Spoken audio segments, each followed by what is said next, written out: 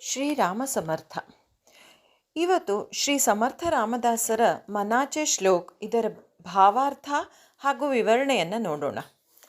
ಈ ಶ್ಲೋಕಗಳನ್ನು ರಚಿಸಿದ ಶ್ರೀ ಸಮರ್ಥ ರಾಮದಾಸರಿಗೂ ಹಾಗೂ ನಮಗೆಲ್ಲ ಅರ್ಥ ಆಗೋ ಹಂಗೆ ಇದನ್ನು ಕನ್ನಡಕ್ಕೆ ಅನುವಾದ ಮಾಡಿದ ಹೆಬ್ಬಳ್ಳಿ ಕ್ಷೇತ್ರದ ಶ್ರೀ ದತ್ತಾವಧೂತರಿಗೂ ತುಂಬು ಹೃದಯದ ಕೃತಜ್ಞತೆಗಳನ್ನು ಹೇಳ್ತಾ ಈ ಶ್ಲೋಕಗಳನ್ನು ಯಾವ ಸಂದರ್ಭದೊಳಗೆ ಶ್ರೀ ಸಮರ್ಥರು ರಚಿಸಿದ್ರು ಅನ್ನೋದ್ರ ಬಗ್ಗೆ ಸ್ವಲ್ಪ ತಿಳ್ಕೊಳ್ಳೋಣ. ಶ್ರೀ ಸಮರ್ಥರು ಮತ್ತು ಅವ್ರ ಶಿಷ್ಯರು ಪ್ರತಿ ವರ್ಷ ರಾಮನವಮಿ ಉತ್ಸವ ಸೆಲೆಬ್ರೇಟ್ ಮಾಡ್ತಿದ್ರು. ಆ ಉತ್ಸವಕ್ಕೆ ಪ್ರತಿ ಸರ್ತಿ ಶಿವಾಜಿಯಿಂದ ಧಾನ್ಯ ಬರ್ತಿತ್ತು. ಆವಾಗ ಅವ್ರ ಶಿಷ್ಯರಿಗೆಲ್ಲ ಏನು ಅನ್ನಿಸ್ಬಿಟ್ಟಿತ್ತಂದ್ರೆ, ಶ್ರೀರಾಮನ ದಾತ ಇರ್ತಾನ ಅನ್ನೋ ಶ್ರದ್ಧಾ ಕಡಿಮೆ ಆಗಿ, ಇಲ್ಲ ನಮಗೆ ಶಿವಾಜಿ ಮಹಾರಾಜನಿಂದ ಧಾನ್ಯ ಬರ್ತದ, ಅದ್ರ ಸಲುವಾಗಿ ಉತ್ಸವ ನಡಿಲಿಕ್ಕತ್ತದ ಅಂತ ಹಿಂಗೆ ಅನ್ನಿಸ್ಬಿಟ್ಟಿತ್ತು. ಒಂದು ಸರ್ತಿ ಏನಾಯ್ತು, ಯಾವುದೋ ಕಾರಣದಿಂದ ಶಿವಾಜಿ ಕಡೆಯಿಂದ ಧಾನ್ಯನ ಬರಲಿಲ್ಲ. ಆವಾಗ ಉತ್ಸವ ಹೆಂಗೆ ಮಾಡೋದು, ಭಾಳ ಜನ ಬರ್ತಾರೆ, ಅವ್ರಿಗೆಲ್ಲ ಊಟಕ್ಕೆ ಹೆಂಗೆ ಹಾಕೋದು ಅಂತ ಹೇಳಿ ಅವ್ರ ಶಿಷ್ಯಂದ್ರೆಲ್ಲ ಶ್ರೀ ಸಮರ್ಥರ ಸುತ್ತಲೂ ಸೇರ್ತಾರೆ.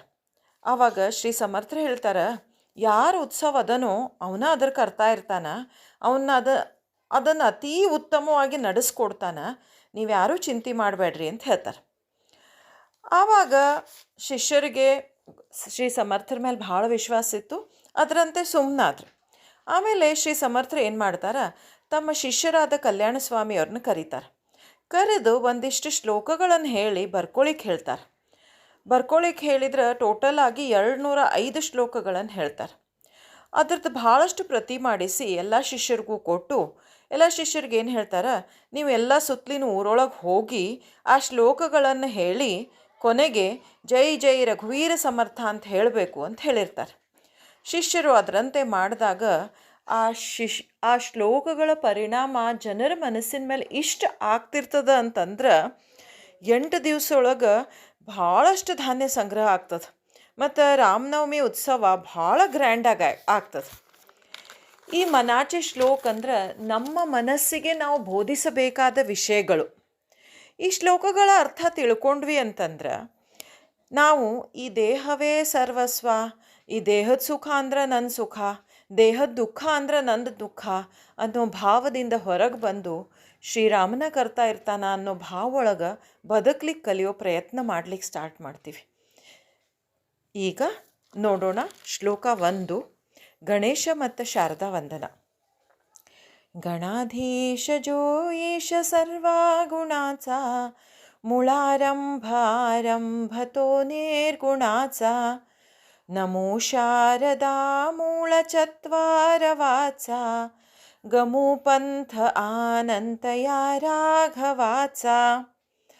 ಇದರ ಭಾವಾರ್ಥ ಹಿಂಗದ: ಇಂದ್ರಿಯಗಳ ಒಡೆಯ, ಸರ್ವಗುಣಗಳ ಅಧಿಷ್ಠಾನ ಹಾಗೂ ನಿರ್ಗುಣದ ಆರಂಭನಾದ ಮೂಲಪುರುಷ ಗಣೇಶ, ಅದೇ ರೀತಿ 4 ವಾಣಿಗಳಿಗೆ ಮೂಲಳಾದ ಶಾರದಾದೇವಿ, ಇವರಿಬ್ಬರಿಗೂ ನಾನು ನಮಸ್ಕಾರ ಮಾಡಿ ಈಗ ನಾನು ಅನಂತನಾದ ಭಗವಂತನ ದರ್ಶನದ ಮಾರ್ಗವನ್ನು ತಿಳಿಸಿಕೊಡ್ತೀನಿ.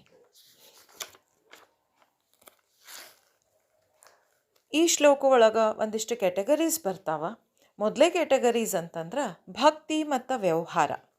ಶ್ಲೋಕ 2, मना सज्जना भक्ति पंथेची जावे, तरी श्री हरी पाविजे तो स्वभावे, जनी निंद्यते सर्व सोडूनि द्यावे, जनी ವಂದ್ಯತೆ ಸರ್ವಭಾವೇ ಕರಾವೆ.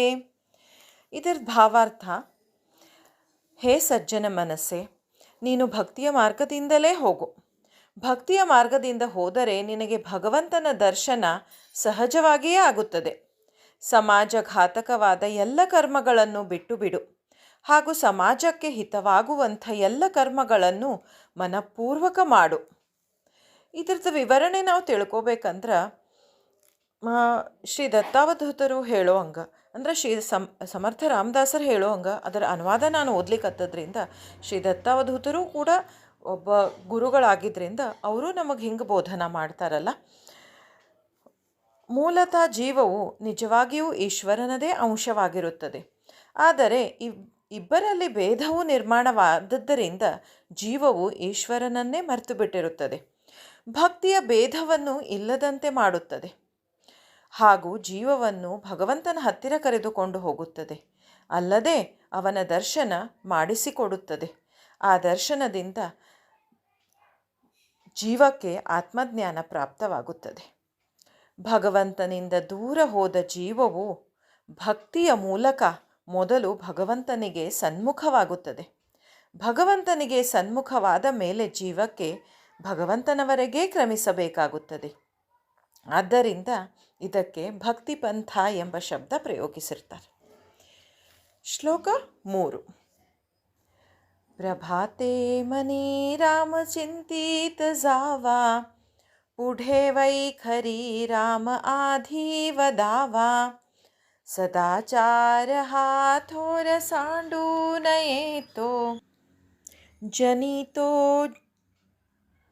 जनितो चिमानवी ಧನ್ಯ ಹೋತೋ. ಭಾವಾರ್ಥ: ನಸುಕಿನಲ್ಲಿ ಮನಸ್ಸಿನಿಂದ ಭಗವಂತನ ಚಿಂತನೆ ಮಾಡಬೇಕು. ಅನಂತರ ವಾಣಿಯಿಂದ ಅವನ ನಾಮ ತೆಗೆದುಕೊಳ್ಳಬೇಕು, ಭಜನೆ ಮಾಡಬೇಕು. ಸದಾಚರಣೆ ಅನ್ನೋದು ಅತ್ಯಂತ ಆಗಿರ್ತದೆ. ಮನುಷ್ಯನು ಅದನ್ನು ಎಂದಿಗೂ ಬಿಡಬಾರ್ದು. ಈ ರೀತಿಯಾಗಿ ವರ್ತಿಸುವ ಮನುಷ್ಯನೇ ಧನ್ಯನೆನಿಸಿಕೊಳ್ಳುತ್ತಾನೆ. ಇದರದ ವಿವರಣೆ ಹಿಂಗದ: ಅಂತಃಕರಣದೊಳಗೆ ಭಗವಂತನನ್ನು ತುಂಬ್ಕೊಳ್ಳೋದಕ್ಕೆ ಭಕ್ತಿ ಅಂತ ಹೇಳ್ತಾರೆ. ರಾತ್ರಿಯಲ್ಲಿ ನಿದ್ರೆ ಮುಗಿದು ನಸಿಕ್ನಲ್ಲಿ ಎಚ್ಚರವಾದ ಕೂಡಲೇ ಮನಸ್ಸು ಬಹಳ ಪ್ರಸನ್ನವಾಗಿರ್ತದೆ. ಆಗ ನಾವು ಭಗವಂತನ ಅಥವಾ ನಮ್ಮ ಸದ್ಗುರುಗಳ ಮಾನಸ ಪೂಜೆ ಮಾಡಬೇಕು. ಮಾನಸ ಪೂಜೆ ಮಾಡುವಾಗ ಭಗವಂತನ ನೆನಪು ಚಿಂತನೆ ತಾನಾಗೇ ಆಗ್ತದೆ. ಬೆಳಿಗ್ಗೆ ಸ್ಟ್ರಾಂಗ್ ವಿಟಮಿನ್ ಟ್ಯಾಬ್ಲೆಟ್ಸು ಅಥವಾ ಔಷಧ ತೊಗೊಂಡ್ರೆ ದಿನ ಎಲ್ಲ ಅದರದ್ದು ಎಫೆಕ್ಟ್ ನಮಗೆ ಹೆಂಗೆ ಕಂಡು ಬರ್ತದಲ್ಲ, ಹಂಗೆ ಮುಂಜಾನೆ ಎದ್ದು ಮಾನಸ ಪೂಜೆ ಮಾಡಿದ್ರೆ ದಿವಸ ಎಲ್ಲ ಭಗವಂತ ನನ್ನ ಹತ್ರ ಇದ್ದಾನ ಅನ್ನೋ ಕಾನ್ಫಿಡೆನ್ಸು ಅನ್ನೋ ಭಾವನೆ ಒಳಗೆ ನಾವು ಧೈರ್ಯದಿಂದ ಇರ್ತೀವಿ. ಭಗವಂತನ ಚಿಂತನೆ ಆದಮೇಲೆ ಅವನ ನಾಮ ತೆಗೆದುಕೊಳ್ಬೇಕು, ಅವನ ಭಜನೆ ಮಾಡಬೇಕು ಅಥವಾ ಸ್ತೋತ್ರ ಅನ್ಬೇಕು.